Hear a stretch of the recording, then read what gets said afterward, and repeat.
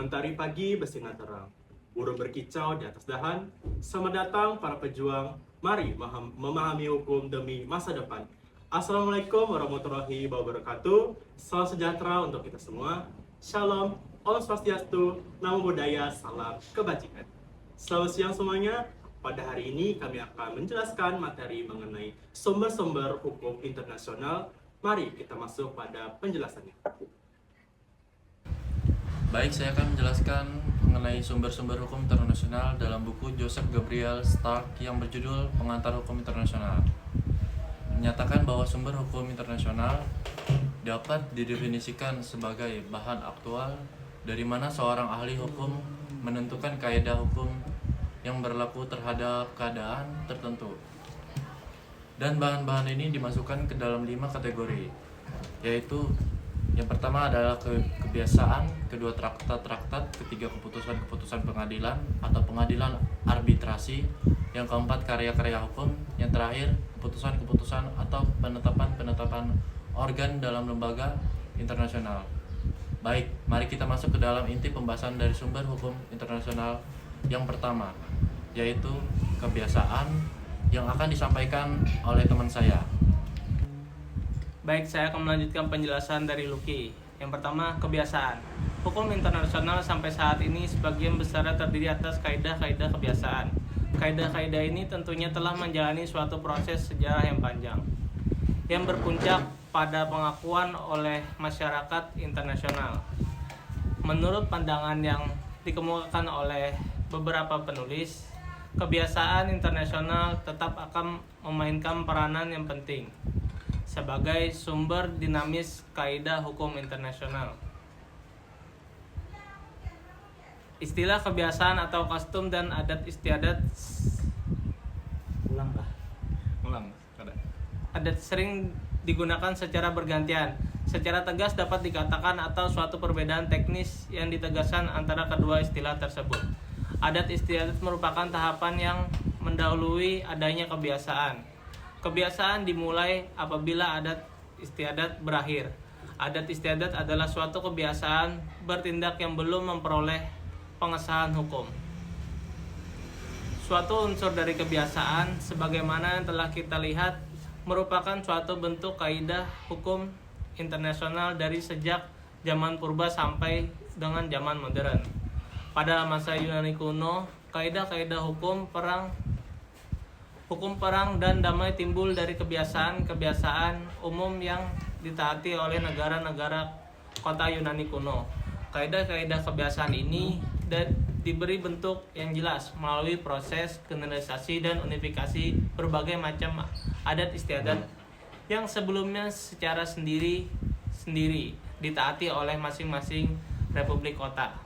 Selanjutnya saya akan melanjutkan materi dari Akbar. Traktat mewakili sumber-sumber material yang penting dari hukum internasional. Nilai pentingnya tersebut makin bertambah. Pengaruh dari suatu traktat dalam memberi arahan kepada pembentukan kaidah hukum internasional bergantung pada sifat hakikat traktat yang bersangkutan.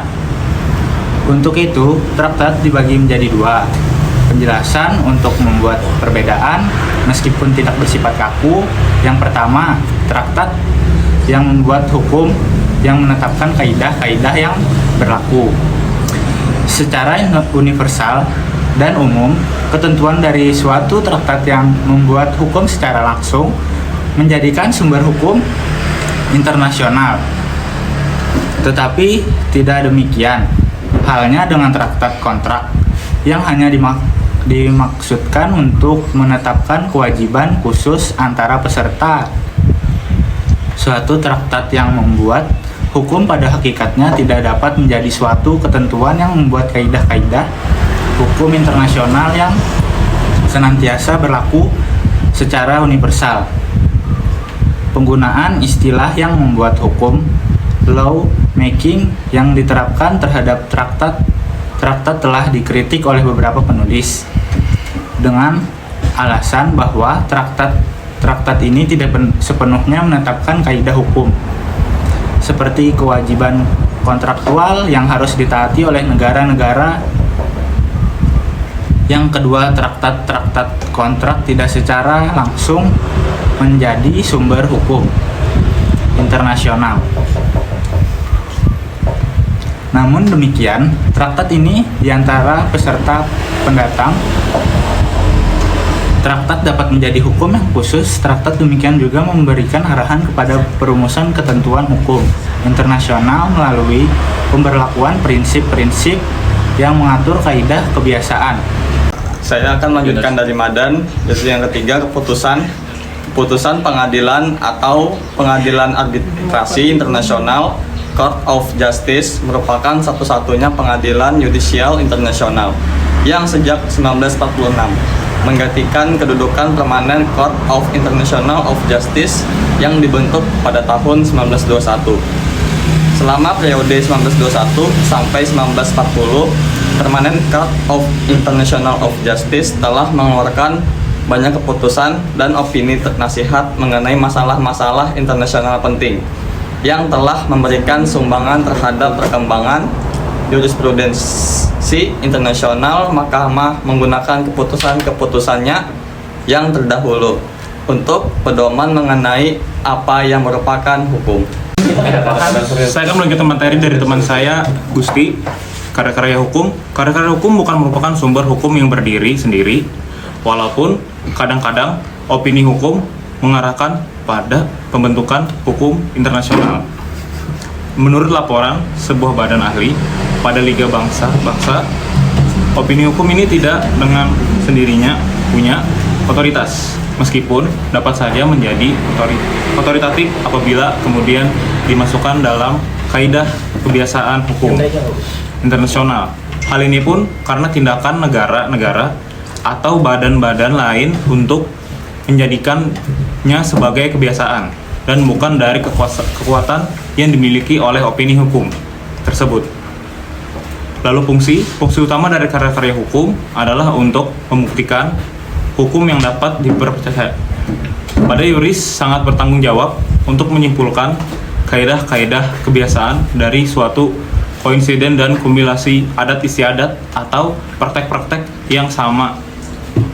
Fungsi pembukti darian karya-karya hukum dikemukakan oleh Gray dari Mahkamah Agung Amerika Serikat. Keputusan-keputusan atau ketetapan-ketetapan itu dapat merupakan langkah-langkah antara atau langkah akhir dalam evolusi kaidah-kaidah kebiasaan, khususnya kaidah-kaidah yang mengatur fungsi-fungsi konstitusional dari lembaga-lembaga ini.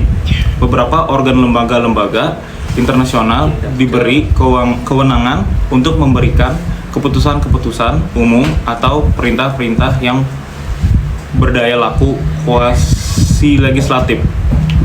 Baik, saya melanjutkan materi dari Budi. Keputusan-keputusan atau penetapan-penetapan organ-organ lembaga-lembaga internasional. Keputusan-keputusan atau ketetapan-ketetapan itu dapat merupakan langkah-langkah antara atau langkah akhir dalam evolusi kaidah-kaidah kebiasaan, khususnya kaidah-kaidah yang mengatur fungsi-fungsi konstitusional dari lembaga-lembaga ini. Beberapa organ lembaga-lembaga internasional diberi kewenangan untuk memberikan keputusan-keputusan umum atau perintah-perintah yang berdaya laku kuasi legislatif. Suatu organ lembaga internasional mempunyai kuasa yang melekat dalam hal-hal yang dilakukan tercakup secara persis oleh konstitusinya. Untuk menentukan batas-batas kewenangannya, maka keputusan-keputusan mengenai masalah-masalah juridis dapat memiliki daya menentukan sebagai pembentukan.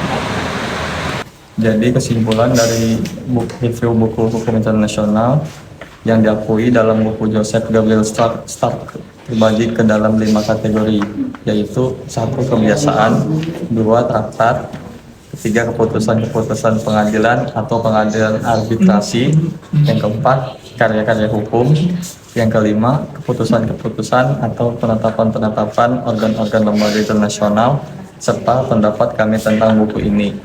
Buku karya Joseph Gabriel Stark mengenai pengantar hukum internasional membuka lebar mata dan ruang pikiran kita bahwa hukum internasional memiliki beberapa sumber-sumber yang luas maknanya. Buku ini cukup rumit dan memiliki bahasa yang berat, namun kami dapat menemukan inti pembahasan yang detail. Buku ini juga menjelaskan sumber-sumber hukum internasional dengan rinci yang mudah untuk membaca. Sekian, terima kasih. Sekian review buku dari kelompok kami. Terima kasih.